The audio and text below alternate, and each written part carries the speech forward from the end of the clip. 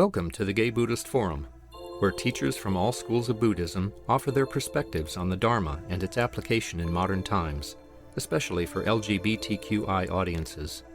These talks are offered freely to the world and made possible by appreciative listeners.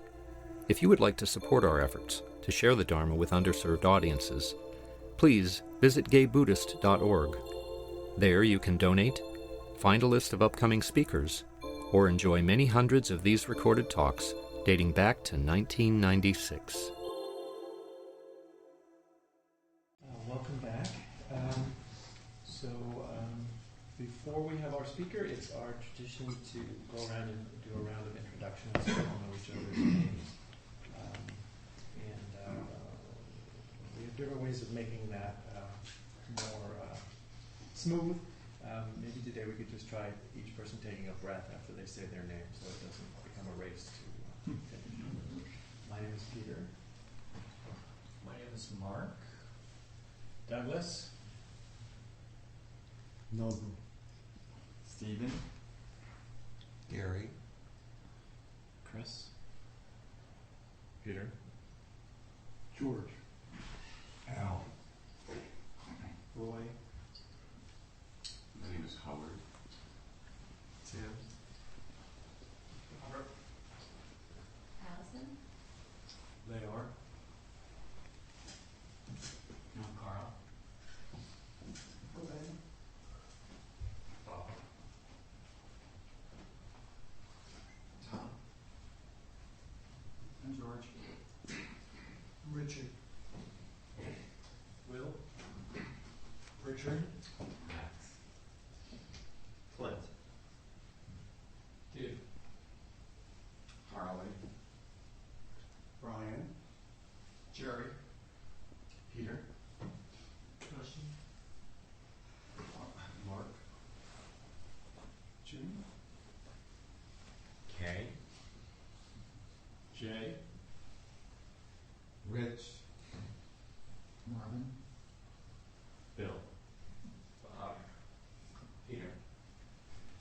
That was an interesting. And how many people are new today for the first time? Allison and can you just say your names again? Toshi, and Al and Tim, right? So please afterwards in the tea and cookies hour, please. Oh, one more, right? Glenn, welcome. Please, everyone, afterwards in the tea and cookies hour, please welcome our newcomers and help them feel comfortable here. So our speaker today is ChiSing. ChiSing is a Master of Divinity and what's the other MA? Spirituality. He's an interfaith. Very practical. I'm an English major. I can challenge you for that. Interfaith retreat facilitator, a spiritual director, a ritual artist, a musician, and the founder of the Interfaith Mindfulness Ministries. He's a community college adjunct professor of world religions. His primate teacher is Thich Nhat Hanh, and he was ordained into the Order of Interbeing in 2003. He has led retreats in San Francisco, Berkeley, and Los Angeles. He must have led retreats other places. Yeah, lots of other places. He is the founder of Awakening Heart Sangha. Is that the one that was up at MCC, or is that? No, that's one in Dallas. Okay, in Dallas. ChiSing's vision for ministry is to practice mindful spirituality in an interfaith, earth-based way with an emphasis on creativity, music, and the arts. And we have in the newsletter the web address. And perhaps you'd like to introduce your companion. Yeah. Good morning, everyone. This is my wonderful friend Evely Posh, who is a beautiful ritual artist, musician, and goddess of all sorts. So this morning I'd like to begin with Evely playing something on guitar instrumentally, and I'm going to read something from my teacher Thich Nhat Hanh.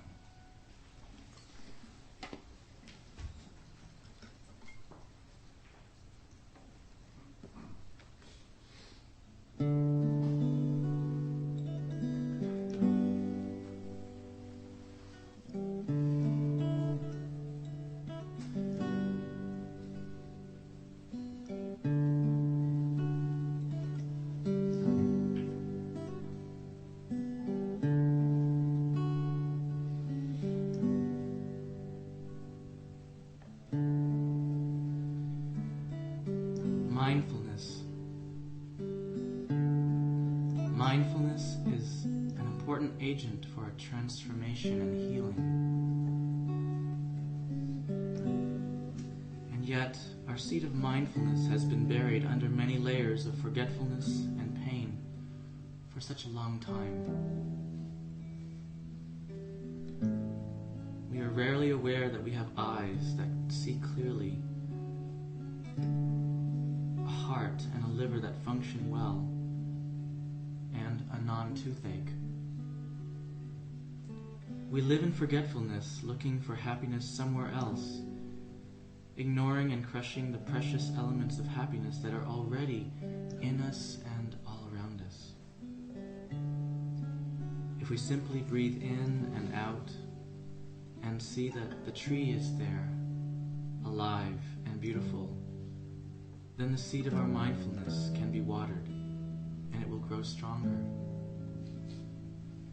When we first start to practice, our mindfulness will be weak, perhaps like a 15-watt light bulb.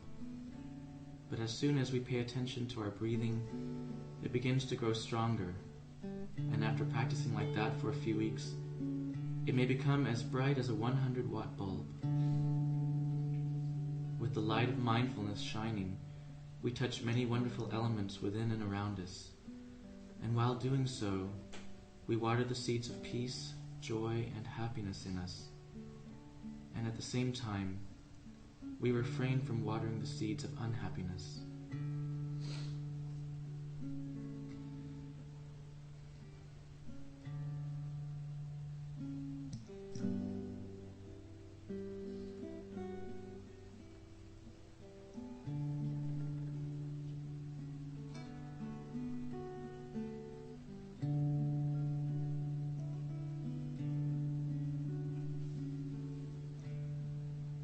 Mindfulness makes things like our eyes, our heart, our non-toothache, the beautiful moon, and the trees deeper and more beautiful.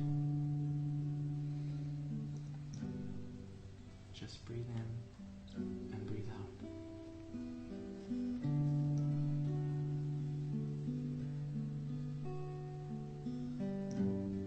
Just breathe in and breathe out.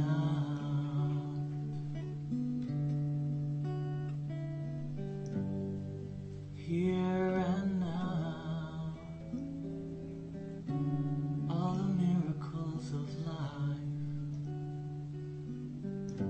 are right there in your heart.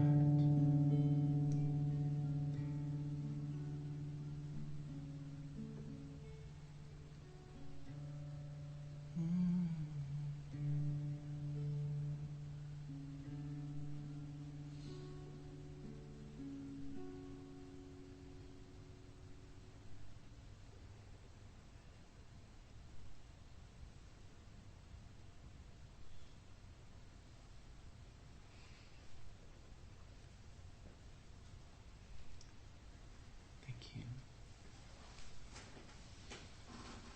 Emily, would you like to sing solo for us? Oh, okay. Well, let's see. Do you want me to do the Whatever you like. Whatever I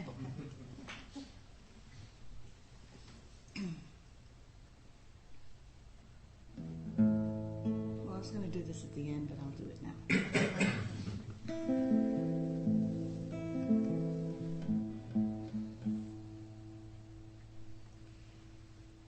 Actually, I want you to sing with me. So,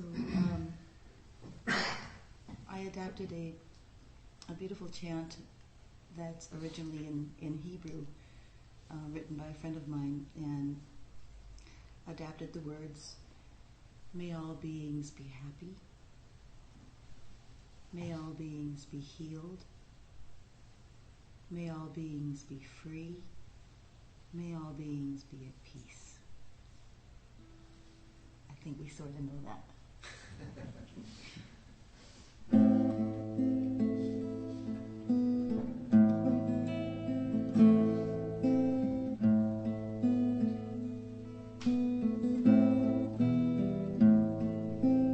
May all beings be happy.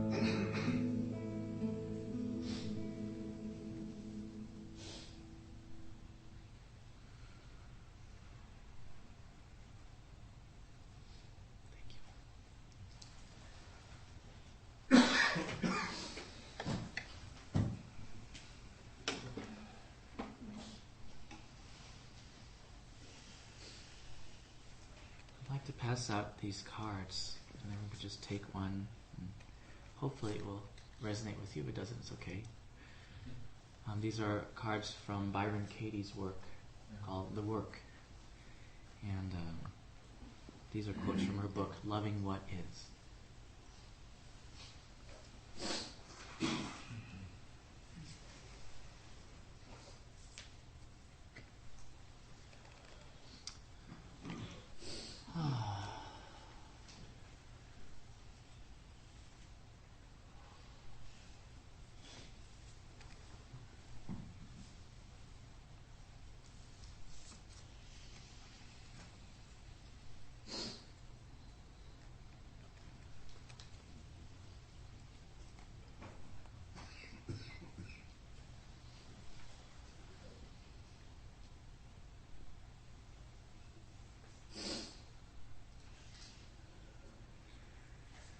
A couple of months ago when I was in the Bay Area last time, I was invited to give a workshop, an evening workshop on mindfulness at my friend Reverend Ahmed's church, specifically for Christians. That morning, as I stayed at my friend's house, I was just simply eating my bowl of cereal and soy milk very mindfully, enjoying each bite.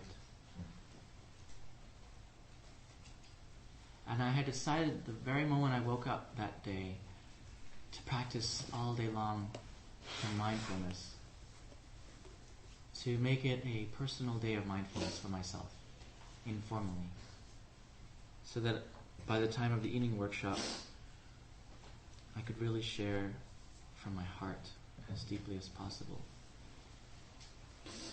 I wasn't feeling very well when I flew on the plane to the Bay Area from Texas, but in my heart I felt I needed to go even though I wasn't feeling well.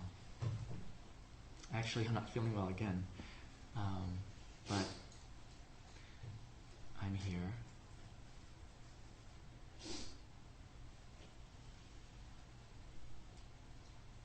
While I was eating, a phrase welled up from within my heart.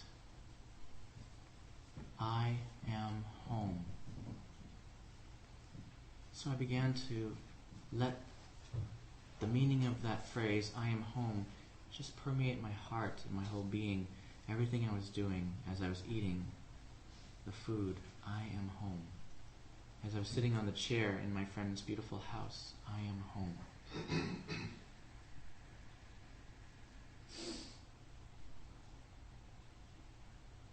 I let that phrase be my gata, be my mantra all day long. I am home.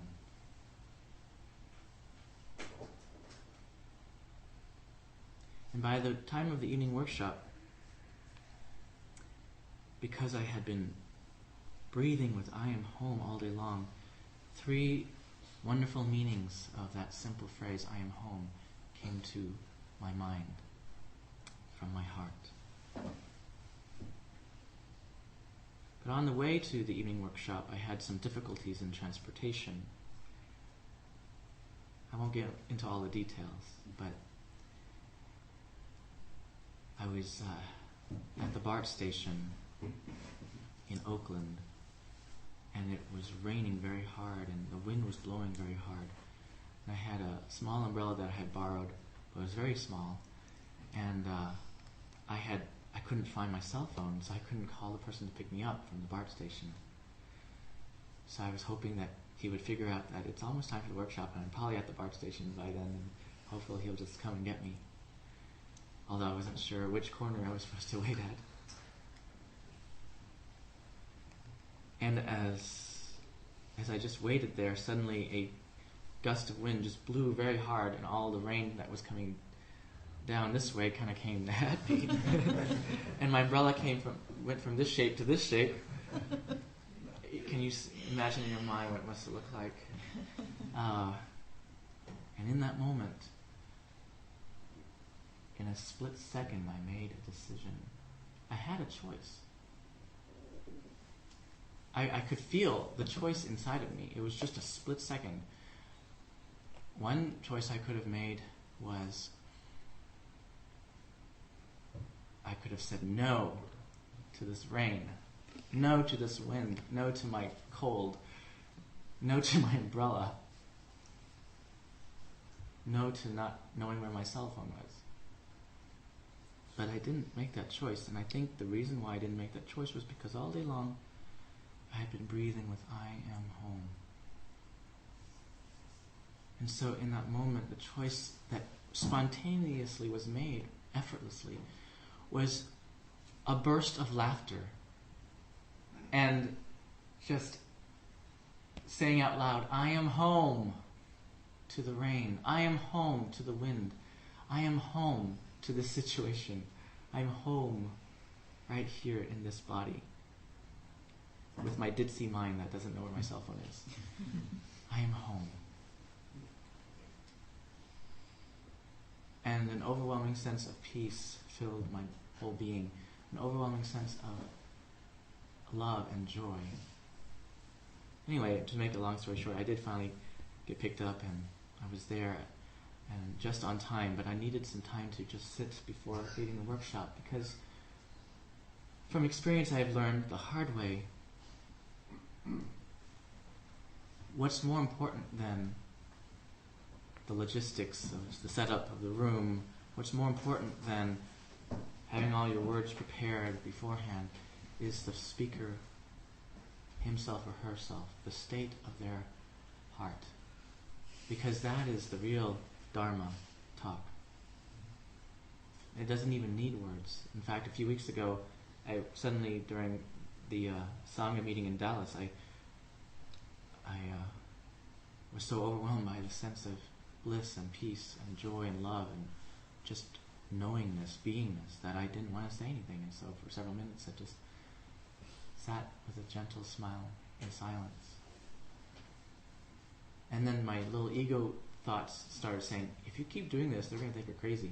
And I just, hello thoughts. But afterwards people gave me lots of hugs and said thank you for that. So I know that they received the Dharma talk beyond words. Just heart-to-heart transmission.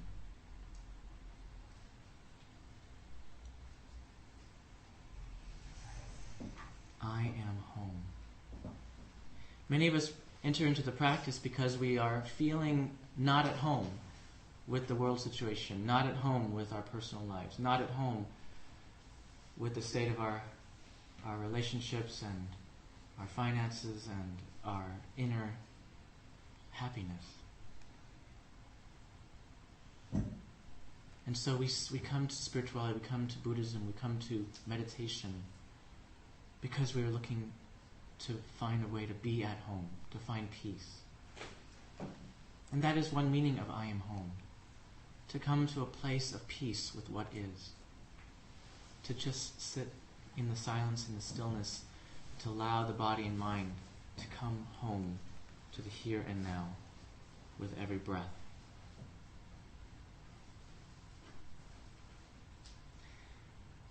You can also start to find that peace and that healing through other modalities as well, such as psychotherapy. Or the kinds of meditations that help you to heal some of the inner wounds, to heal and embrace the inner child.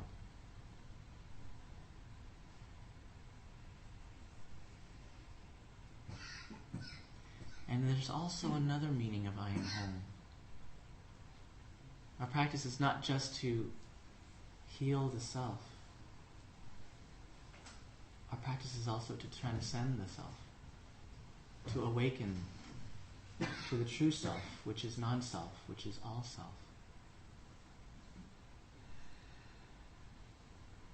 And through the practice of the kind of meditation that helps us to break through and awaken, we realize the meaning of I am home is not just I am at home, but I am the home.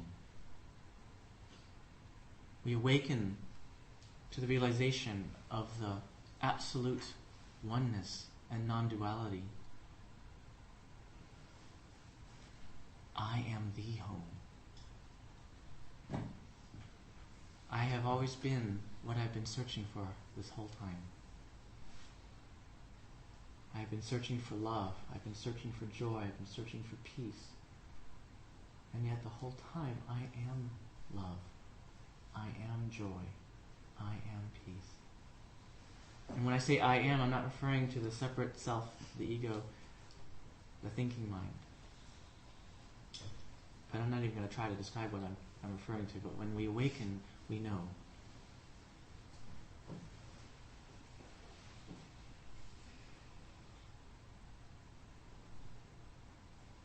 And you don't have to have the final awakening, if there is such a thing, to know. There are moments of glimpses and openings and breakthroughs. And because this is really who we are, when you awaken to it, even if just for a moment, it's like an aha, or oh, or duh, because it's just what is. It's just who you really are. But without the thinking mind holding on so strongly, the practice is really not to attain anything, but to let go and to loosen that ego grasp enough so that what's been there the whole time can just, I am the home. Wherever I go, there I am. No need to seek somewhere else. Just right here, right now. Just this.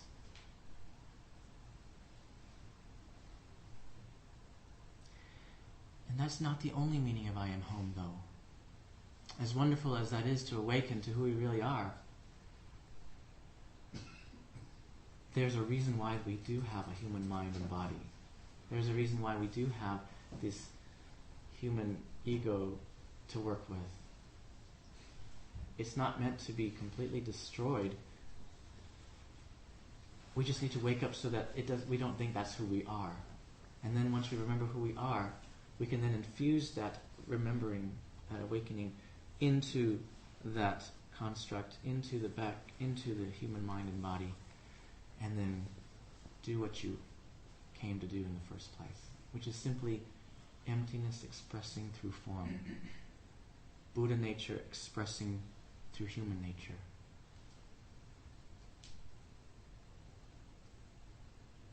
Fully and freely through a mature human mind and body. So I am home also means not just I am at home and not just I am the home, but to go in a direction of I am a home for all beings, the direction of compassion, the direction of your mission in life, your purpose in life, to co-create the pure land of the Buddha right here on earth. To infuse every thought and every word and every action, to infuse every relationship and every human job that you have with wakefulness, with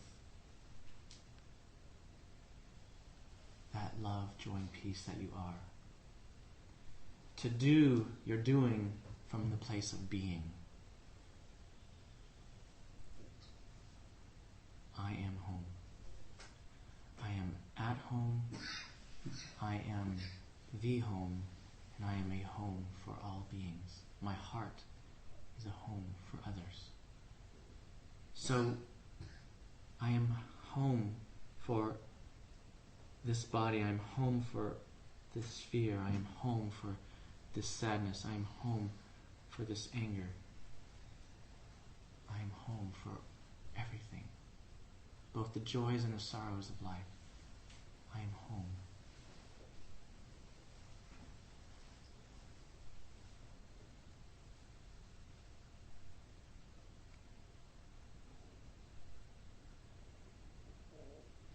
I don't have time to go into some of the insights that occurred for me in the last few months after I had a couple of very major opening or breakthrough experiences, whatever you want to call them. But I will say that since then, I've had a sense of the perfection of everything just as it is. And as crazy as it sounds, because before I used to think, oh, that's crazy, how can you say that? There's so much awful things in the world. How can you say it's perfect? It's just like, it's baloney. But now, my realization is that it is perfect. And I don't know yet how to explain it, so I won't attempt to do it.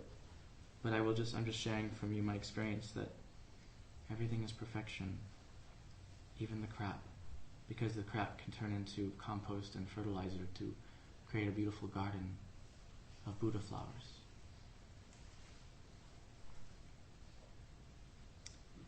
Another observation I've had recently, since these openings and breakthroughs or awakenings, whatever you want to call it,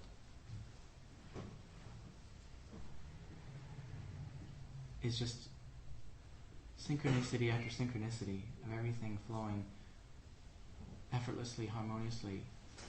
And of course, there's times when I'm tested and challenged, and I have a choice. Do I say I am home, or do I say no? Do I say yes, thank you, or do I resist? And I had one like that just last night, because I lost my wallet in Los Angeles when I was doing a day of mindfulness there, and I don't know where it is, and I wasn't sure that I could go on the airplane to come here to the Bay Area, but thankfully I was using Southwest to fly from LA to San Francisco, and they let me get on the plane. Just had to go through lots of security. And then when I arrived, I didn't have my wallet, therefore I didn't have any credit cards, so I couldn't rent the car that I was going to rent to try to go see my friends. So I decided to just go get a hotel nearby the airport, take a cab. And when I arrived, they don't let you use a room, even if you pay them cash, without an ID with your picture on it. So there I am with my luggage, and I only have like $50 on, or whatever, maybe less than $100 on me with cash. That was thankfully not in my wallet. And I was thinking to myself, okay, well, this is interesting. And I remembered back in all the times that I've been supported by the universe. Because I know that what I am here to do is not my work, but the work of the universe. So if the universe wants me to do it, then universe, you have to provide, because it's not mine to provide. It's your work, you do it. That was my little attitude. I think maybe it comes from being a Jew in a past life. I'm just kidding, but they have a tradition in their spiritual tradition, which is a beautiful tradition of arguing with God. I kind of like that. But I just sat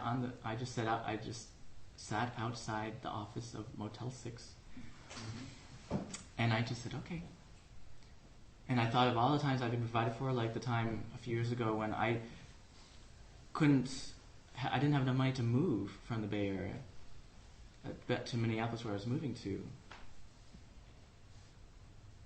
And my bank account went to below zero because the landlord's check to give me the deposit bounced.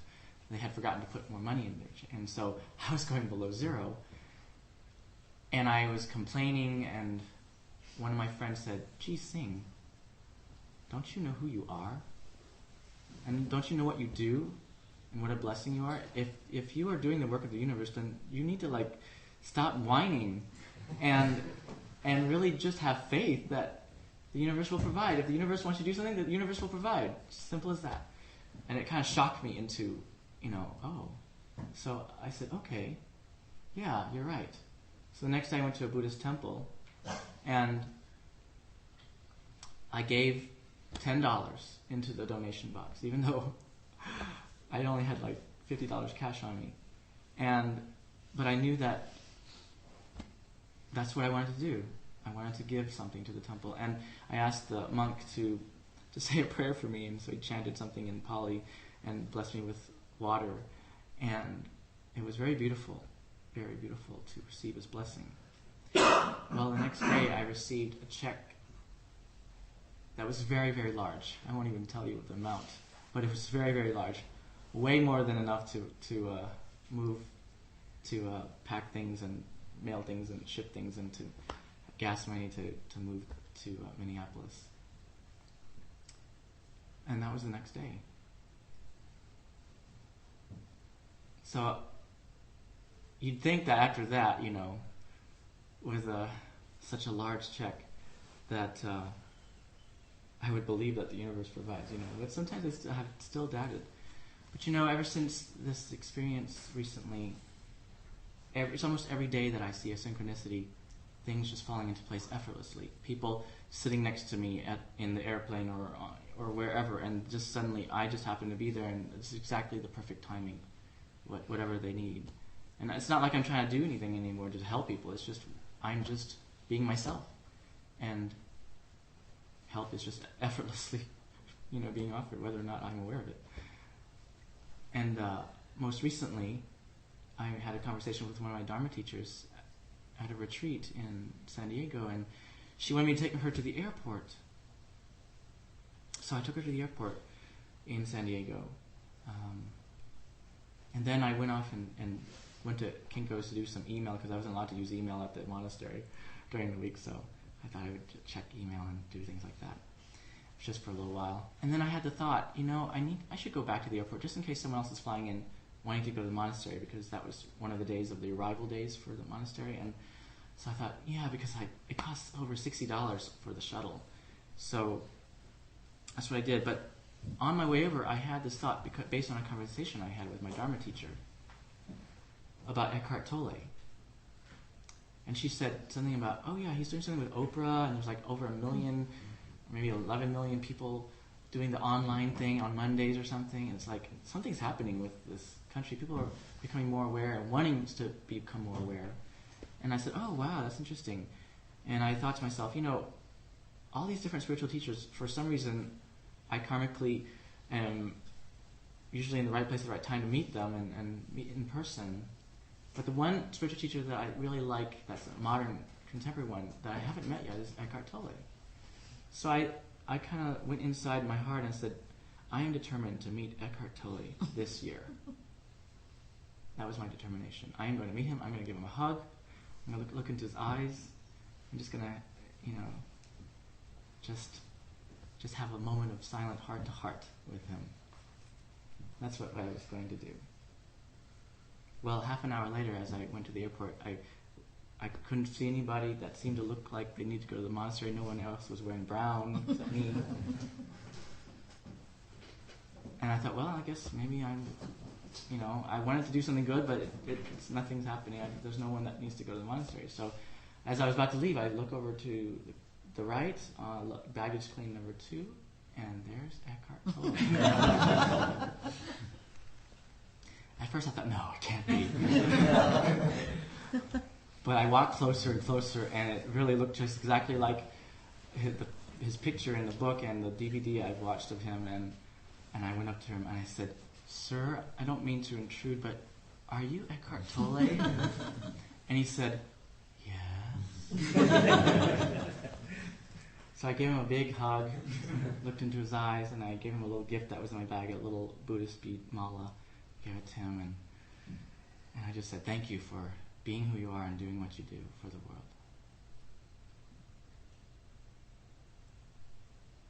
So anyway, as I was sitting there on the curb in front of Motel 6 last night, these things came to mind of how the universe, I'm flowing in the universe, I'm in harmony with the universe, and the universe is providing, and my choice is just to say yes or no.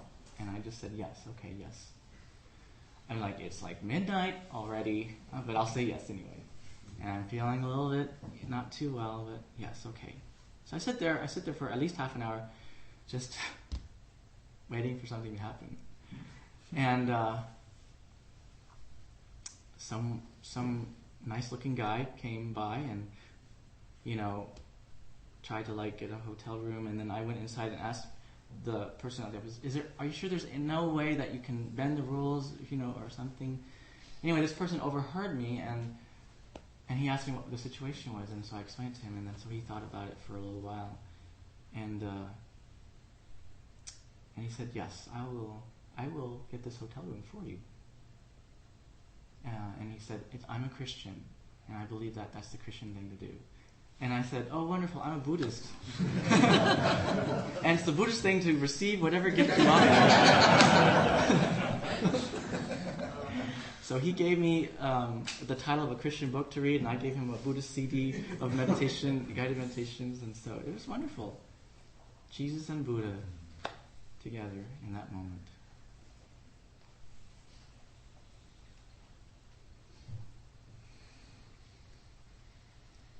I am home. Yes, thank you. They're really the same thing. In fact, every single mantra just means I am home. Yes, thank you. And just breathing in and breathing out means yes, thank you. I am home.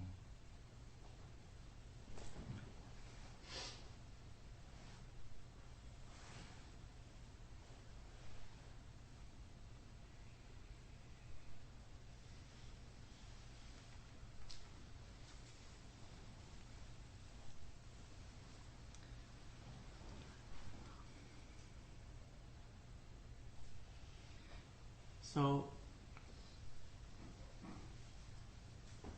if you ever feel like you're struggling, it's hard to say yes, thank you. It's hard to say I am home. Then let go and let the Buddha breathe for you. Let the Buddha sit for you. Let the Buddha walk for you. Let the Buddha act for you. There's a poem that Thich Nhat Hanh wrote, and it was translated into English last year, and I put it to music. And so I'd like to sing that with you. Let the Buddha breathe. Let the Buddha walk. I don't have to breathe. I don't have to walk. And it comes from his experience in Seoul, Korea, where he was surrounded by a crowd of people, thousands of photographers and reporters, and everyone trying to touch him to say that, oh, I touched this living Buddha. And he could not lead this public walking meditation at all. And he was starting to feel frustration, I guess. And he said, I can't walk. Buddha, walk for me. So he took a step after taking a deep breath. Let the Buddha in him walk. And the Red Sea parted. And the walk was beautiful and powerful, even though there were so many thousands of people doing the walking. So this is in that spirit. Let the Buddha breathe. Let the Buddha walk. I don't have to breathe. I don't have to walk. The Buddha is breathing. The Buddha is walking. I enjoy the breathing. I enjoy the walking. Buddha is the breathing. Buddha is the walking. I am the breathing. I am the walking. There is just the breathing. There is just the walking. There is no breather. There is no walker. Peace and joy while breathing. Peace and joy while walking. Peace and joy the breathing. Peace and joy the walking.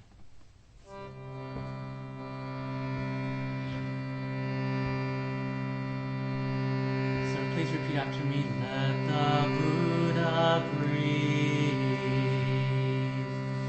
Let the Buddha breathe. Let the Buddha walk. Let the Buddha walk. I don't have to breathe. I don't have to breathe. I don't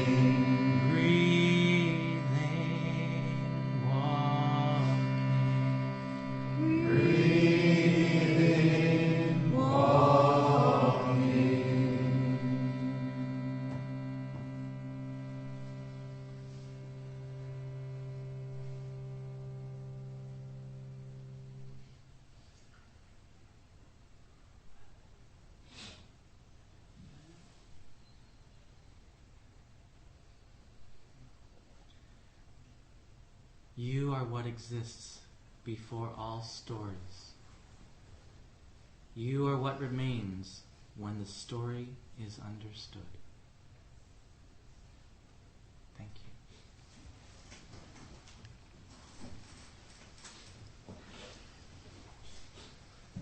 So we have about 10 minutes for questions and answers. Is that Yeah, I'd rather us just go around, and if there's anyone who wants to share a short sentence or two of whatever came up for you today. And if your card was particularly resonant, you can just read the card. And if you just want to smile with the silence and let the silence be your sharing, please do that. So we only have 10 minutes, and there's a lot of people in here. So I already read mine, and I'll read mine. Yeah. The world is my perception of it. I see and hear only through the filter of my story. So we'll just, anyone from this end, and then we'll just go that way. Gratitude is what we are without a story. The miracle of love comes to us in the presence of the uninterpreted moment.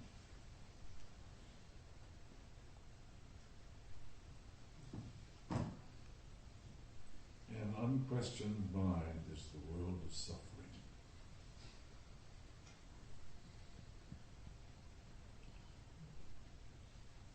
We fear only what we haven't understood.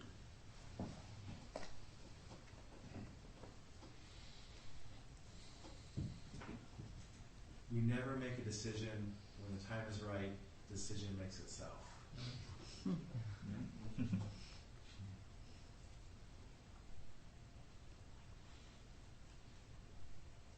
No one has ever been angry at another human being.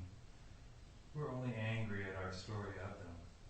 And I would add that may also be about ourselves.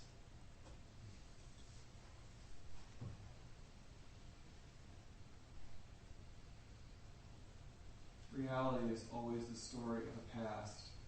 And what I love about the past is it's over. I'm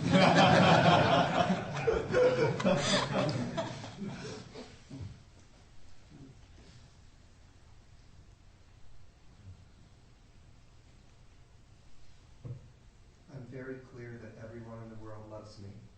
I just don't expect them to realize it yet. That's my favorite one. I like that one.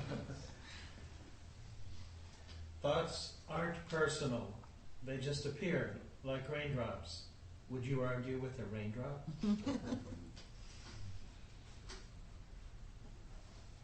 If you want to see the love of your life, look in the mirror.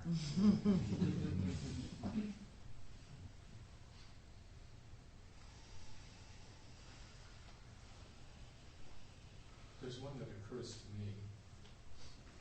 I think, therefore I am not.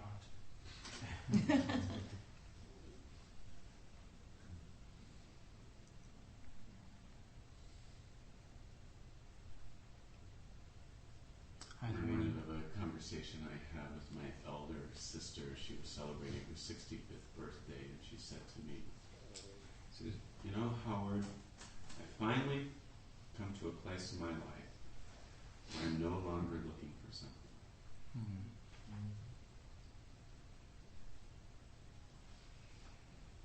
I had a really chance meeting with an old friend who really turned my life in a different direction after like 10 years, and she gave me Eckhart Tolle's book randomly, and I started reading it randomly, and so today was like pretty amazing to see that connection.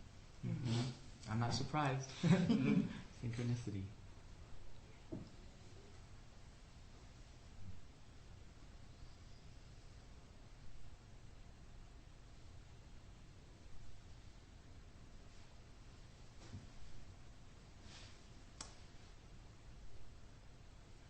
You never know what one small act of spontaneous kindness can do. It has a ripple effect beyond your understanding. At this day of mindfulness yesterday in Los Angeles, someone in my sharing group shared this story about how she fell asleep in the meditation hall, and when she woke up, she saw this little note that said, "Sleeping Buddha." And she said it changed her life, and it opened her heart, and it was the catalyst that she needed to really dedicate herself to more meditation practice and to start a Sangha in Los Angeles. And I was amazed because I was the one who wrote that. And I didn't even know who it was. I just saw her so beautifully sleeping like a sleeping beauty, and I put Sleeping Buddha right there. You just never know, and that was like 2 years ago.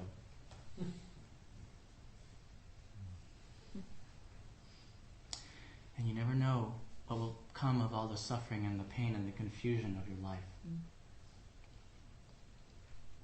In fact, ever since my awakening, or one of them anyway, and I don't even like to call it awakening because it sounds like it's enlightenment, but I don't think I'm going to be that arrogant. Because I don't think anyway. So, but this experience was just seeing that no matter how lost you have felt in your life, no matter how much struggle or pain has occurred, or how many mistakes you think you've made, that's the very ingredient that makes you the most creative Buddha later, when you are a fully mature Buddha.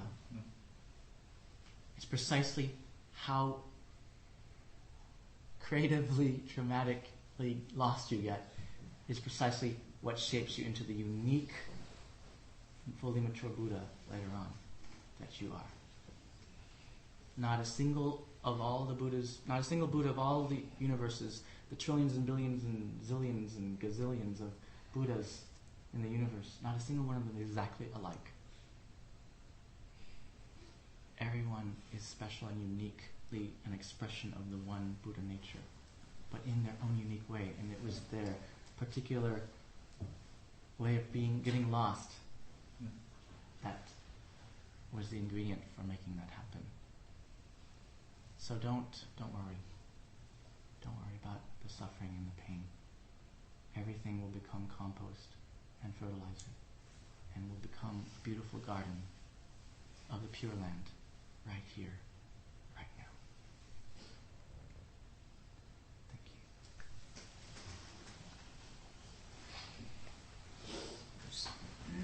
So now it's time for announcements.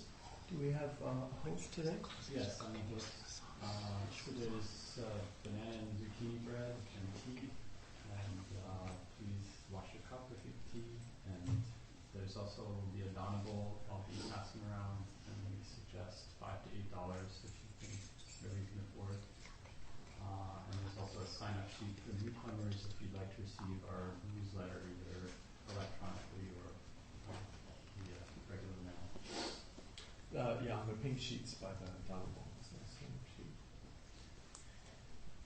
I also have an announcement. Paul Shepard, a member of our group, is doing a play over in the East Bay in Richmond, and we have some flyers out on the coffee table, some little postcards, and also some larger flyers. Did you have some information about that too, Kate? Yeah, it's basically the same thing. Paul Shepard unfortunately could not be here today, but he invited everybody to the theater night on April 19th. For the play he's directing, and if you're interested in attending that performance as well as dinner before or some social gathering afterward, first please reserve tickets with the theater company, and then call Paul so that he can arrange the social part of the evening. So again, additional information is out there. Thank you. Other announcements, go ahead. For anyone who's new to the meditation practice and would like a little bit of help, I have about a few CDs to spare with some beautiful music and guided meditation and a message from Thich Nhat Hanh and some poetry, whatever, and a Buddhist Sanskrit chant for anyone. So raise your hand if you are somewhat new to the practice. 1, 2, 3, 4, 5. Just 5? 6, 7? Okay. Okay, so you guys can come to and pick up one over here. And also, please look at my website, intermindful.com. You can listen to some of my music and Dharma talks online. And also, on there's my calendar of events of what I'm doing in the Bay Area today and tomorrow. So I'll be doing something at 7 o'clock tonight in the Mission. And tomorrow, the LGBT meditation group that Larry Yang started at the center at 5:30, and then at ChiSing at the Hartford Street Zen Center at 7 o'clock tomorrow. So, and Evelyn will be there also. Oh, ChiSing is at Hartford Street now? Yes. Oh, I didn't know that. Yeah. Any other announcements? And our speaker next Sunday is Sita, and she'll be leading us in chanting, and more information is online. She'll be coming from Spirit Rock. And by the way, Howard, do you have time to have lunch with me and then take me to my 2 o'clock appointment today, or should I ask someone else from here to help me today? I have time. You have time? Okay, thank you. Any more announcements? All right, then we'll stand in a circle and have a dedication of God. Do you want to do that or just okay. And after this closing, you can return my cards to me, so you can keep the second precept very well.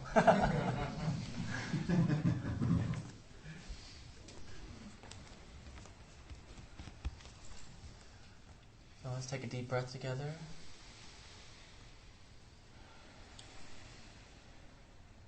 And placing our hands together at the heart, repeating after me. Countless beings we vow to save. Countless beings we vow to save. Ceaseless afflictions we vow to end. Ceaseless afflictions we vow to end. Limitless Dharma doors we vow to open. Limitless Dharma doors we vow to open. The highest path of awakening we vow to realize. The highest path of awakening we vow to realize. Yes, thank you.